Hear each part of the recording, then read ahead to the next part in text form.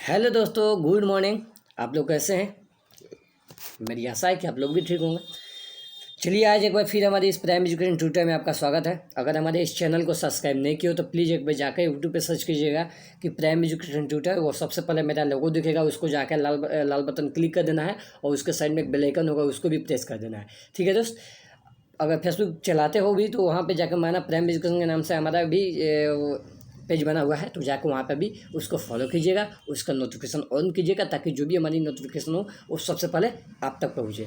आपसे रिक्वेस्ट है कि अगर सब्सक्राइब नहीं किया हो तो प्लीज़ एक बार आपसे रिक्वेस्ट है कि आप लोग भी मेरे चैनल को सब्सक्राइब कीजिए, इसको आगे बढ़ाइए ताकि हर बच्चा इस चैनल से अच्छा नंबर ला सके, अच्छी तैयारी कर सके।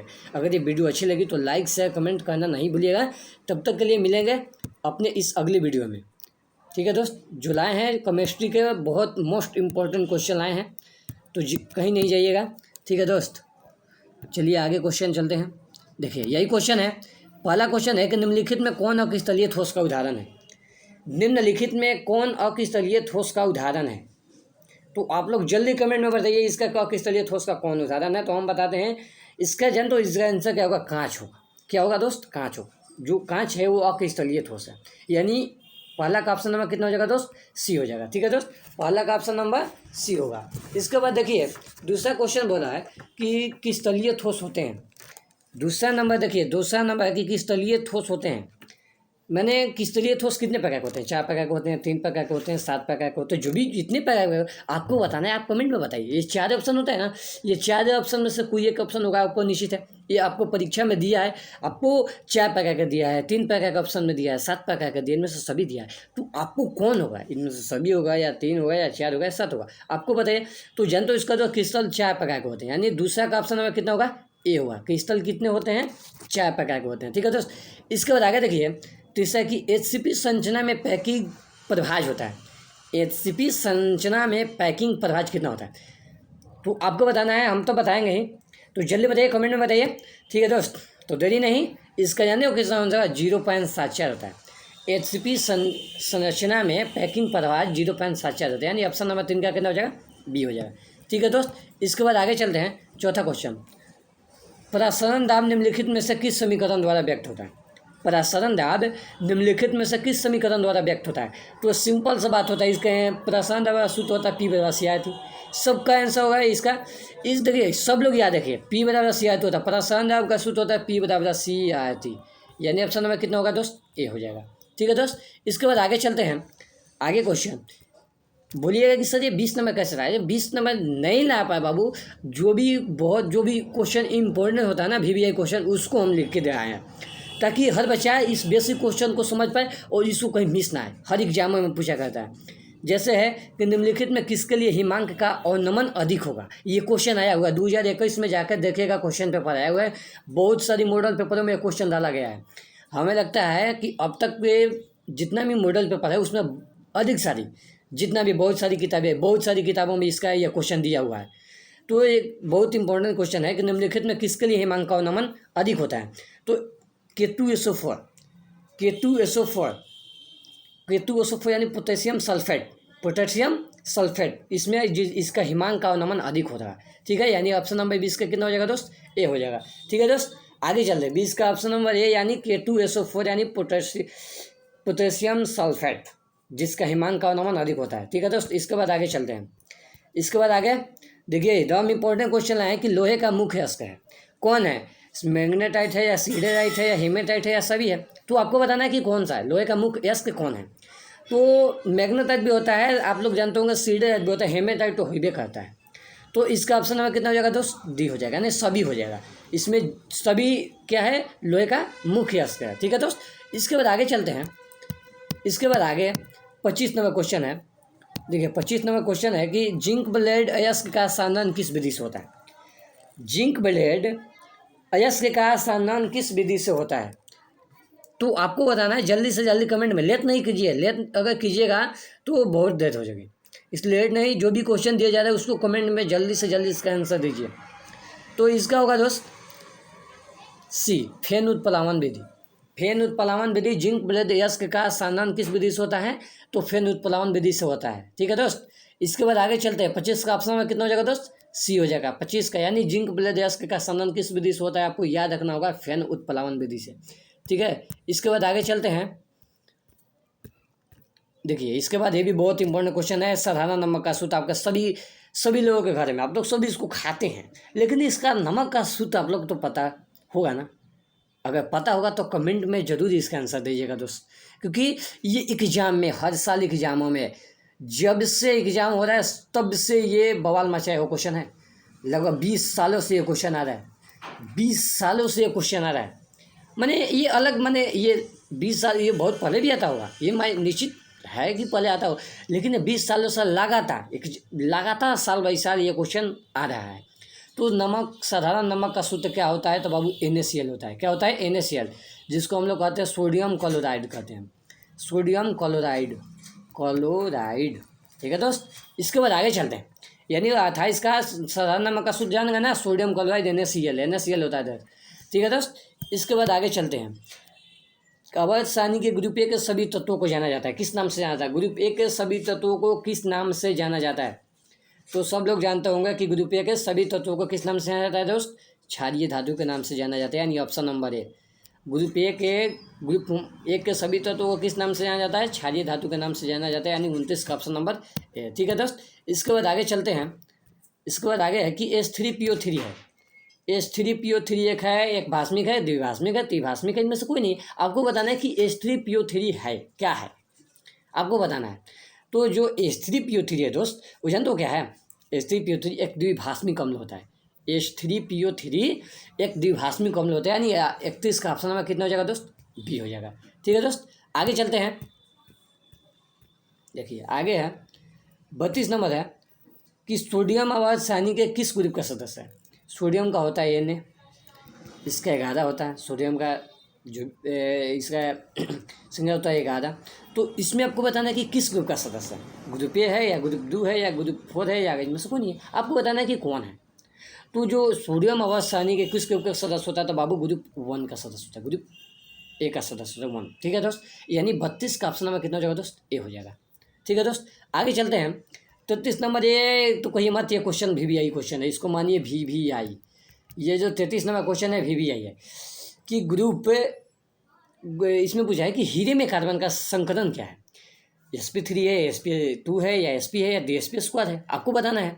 तो हीरे में आप लोग जानिए, कभी भी पूछ सकते, ये हर साल एग्जाम में पूछता है, तो मैं एक बार दिमाग में बिठा लिए, इसका होता है sp3 होता है। ये किसका कौन सा संस्करण है? sp3, यानी ऑप्शन नंबर ए। 33 का हीरे का संकलन कितना होता है? sp3 होता है। ठीक है, यानी दोस्त 33 का कितना हो जाएगा? ए हो जाएगा।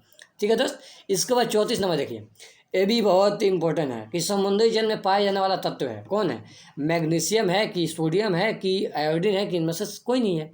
तो आपको बताना है कि समुद्री जल में क्या पाया जाता है। समुद्री जल आप पिए होंगे तो नमकीन जैसा लगता है, तो नमकीन कौन सा लगता है? नमक है ना, नमक को, नमक से नहीं बनता है नमकीन। तो यही आयोडीन जो है ये नमक के जैसा लगता है, लेकिन समुद्री जल को आप कभी भी थोड़ा सा चखिएगा जीभ पे तो नमकीन जैसा लगता है, यानी इसमें क्या पाया जाता है? आयोडीन पाया जाता है। ठीक है दोस्त, यानी 34 का ऑप्शन नंबर कितना हो जाएगा? सी हो जाएगा। क्या हो जाएगा? सी हो जाएगा। ठीक है दोस्त, 34 का ऑप्शन में, यानी समुद्री जल में पाया जाने वाला था तो आयोडीन होगा। चलिए दोस्त, इसके बाद आगे चलते हैं।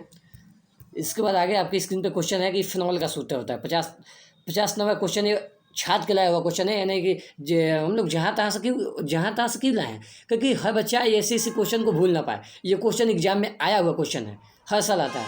फिनॉल का सूत्र क्या है, तो आपको बताना फिनॉल का सूत्र, जल्दी से बताइए दोस्त, जल्दी से। फिनॉल का सूत्र तो बताइए इसका दोस्त, जानते हो क्या आंसर होगा? C6H5OH, इसमें हाइड्रोक्साइड लग जाता है, तो यानी इसका ऑप्शन कितना हो जाएगा? ए हो जाएगा। फिनॉल का सूत्र क्या होता है? C6H5OH, यानी ऑप्शन नंबर ए। 50 का ऑप्शन नंबर कितना हो जाएगा दोस्त? फिनॉल का सूत्र कितना होता है? C6H5OH होता है। ठीक है, ध्यान में रखिएगा, एग्जाम में आया हुआ है, 2022 में भी आया था, 2021 में भी आया था और 2022 में भी आया था, दोनों साल यह क्वेश्चन आया हुआ है। नहीं हुआ है वो तो जाके प्रीवियस ईयर का क्वेश्चन देख लीजिएगा। ठीक है दोस्त, इसके बाद आगे चलते हैं। कि सिरका में कौन सा अम्ल पाया जाता है? सिरका जो होता है खट्टा लगता है, तो खट्टा में कौन सा अम्ल पाया जाता है? तो खट्टा जो कौन सा होता है उसमें कौन सा अम्ल पाया जाता है? तो इसमें पाया जाता है एसिटिक अम्ल। तो एसिटिक अम्ल का सूत्र होता है CH3COOH। तो इसको इसका नाम दे दिया है, इसका सूत्र दे दिया है CH3COOH। आप तो जानेंगे एसिटिक अम्ल, अगर सूत्र नहीं जानेंगे तो कैसे बनेगा। इसलिए सूत्र को भी ध्यान में रखते हुए आपको एग्जामों को देना है, तो इसलिए सूत्र सबका ध्यान में रखिएगा। ठीक है दोस्त, सिरका में कौन सा अम्ल पाया जाता है, तो पहले जानिएगा एसिटिक अम्ल, और एसिटिक अम्ल का सूत्र होता है CH3COOH ये होता है।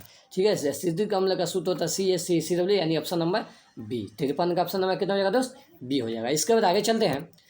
इसके बाद आगे क्वेश्चन है कि बेंजीन का सरल सूत्र क्या होता है। बेंजीन का सरल सूत्र, ठीक है दोस्त, बेंजीन का सरल सूत्र क्या होता है, ये जानिए कि 2020 से आ रहा है, 2022 है, मैंने ये हर साल आया है, यानी एग्जामों में कभी कभी बीच कर देता है, लेकिन एक नंबर सवाल में ये अपना एक नंबर सवाल जो होता है ना, यह VVI क्वेश्चन होता है एक नंबर के लिए, ये हर साल देता है क्वेश्चन बाबू। इसलिए जाने का कहीं नहीं, आने का है प्राइम एजुकेशन ट्यूटर पे और मचाना है धमाल, क्योंकि उस चैनल पे अब स्टार्ट हो चुका है क्लास 10 और 12 के एग्जामों के लिए तैयारी, तो जाना नहीं है कहीं। ठीक है दोस्त, इसका ऑप्शन नंबर कितना हो जाएगा, सी होगा। C6H6 होता है, C6H6 होता है, बेंजीन का सूत्र होता है। ठीक है दोस्त, ये सिंपल सी चीज़ है, आपको याद रखना होगा। ठीक है दोस्त, इसके बाद आगे चलते हैं। इसके बाद आगे 62 है कि निम्नलिखित में कौन सा संगणक बहुलक नहीं है। गिब्टॉल है, PTE है, या नायलॉन 6 है, या डिक्रोन है। तो इसमें संगणक बहुलक नहीं है बताना है, तो इसमें हो जाएगा डी, डिक्रोन नहीं है, ये संगणक बहुलक नहीं होता है। डिक्रोन जो होता है संगणक बहुलक नहीं होता है, यानी 62 का ऑप्शन हमें कितना हो जाएगा दोस्त, डी हो जाएगा। ठीक है दोस्त, आपको ध्यान में रखिए सभी क्वेश्चन कौन सा बनाना है। अगर आप देखिए एक नंबर ऐसे क्वेश्चन छोड़ेंगे तो आपको एक नंबर बहुत मायने रखता है बाबू एग्जाम में, इसलिए एक नंबर नहीं छोड़ने का। हर एक चीज़ को कॉन्सेप्ट के साथ अपने माइंड में याद रखना है। जैसे दिया है ब्यूनाइन और बीनाइस है, प्राकृतिक रबर है या संश्लेषित रबर है या लेटेक्स है, पॉलीथीन है, आपको बताना है कौन है। तो इसका बाबू ब्यूनाइन और ब्यूनाइस जो होता है वो संश्लेषित रबर होता है, यानी 63 का भी होगा, संश्लेषित रबर होता है। जो ब्यूनाइन और ब्यूनाइस है वो संश्लेषित रबर होता है, आपको ध्यान में रखना है। ये एग्जाम में आया था 2019 में आया क्वेश्चन है दोस्त, ये 2000 लगभग हमें लगता है कि 2023 में शायद आ जाए, ये लगता है मुझे चांस है 23 में आने के लिए, तो इसको ध्यान में रखिएगा अपने माइंड में। तो आगे बढ़ते हैं दोस्त, है कि प्राकृतिक रबर एक बहुलक है, ये भी आया क्वेश्चन एक नंबर एकदम बहुत सिंपल क्वेश्चन होता है दोस्त, इसको याद रखना। एक नंबर मायने रखता है, एक नंबर इतना मायने रखता है एग्जाम में लिए ना कि जो अगर किसी का 299 आ जाए तो एक नंबर के लिए बेचारा बोलता है कि एक नंबर के लिए मेरा नहीं हो पाया। किसी का 300 है तो बहुत खुश होता है, मेरा 300 तो आ गया, 10 मिलेगा। तो बाबू एक नंबर बहुत मायने रखता है। एक नंबर किसी के लिए मिदित नहीं बन पाता है तो बहुत निराश हो जाता है और टूट जाता है अंदर से।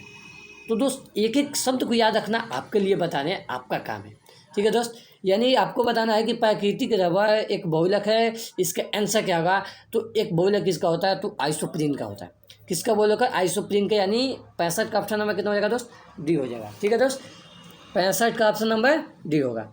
इसके बाद है कि ग्लूकोज है, 66 नंबर है कि ग्लूकोज क्या है, तो ग्लूकोज एक प्रकार का हेक्सोज है।